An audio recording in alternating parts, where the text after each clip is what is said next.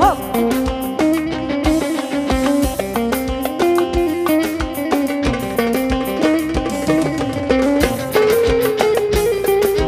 Vay.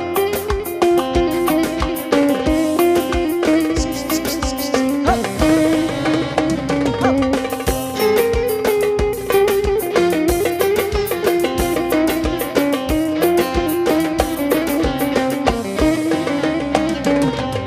Tatlı dile güler yüze doyulur mu doyulur mu? Aşkına bakışan göze doyulur mu doyulur mu? Tatlı dile güler yüze doyulur mu doyulur mu? Aşkına bakışan göze doyulur mu doyulur mu? Doyulur mu doyulur mu? Canana kıyılır mı? Cananına kıyanlar hakkın bulu sayılır mı? Ah doyulur mu doyulur mu? Canana kıyılır mı? Cananına kıyanlar hakkın bulu sayılır mı? Haydi hop hop.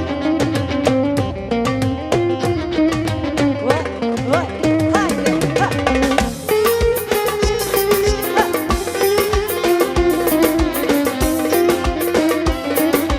Vatan gibi hop hop.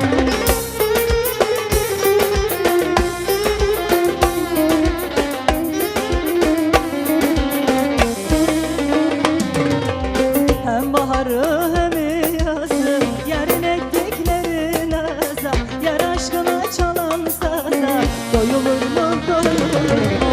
Yar aşkına çalan saza doyulur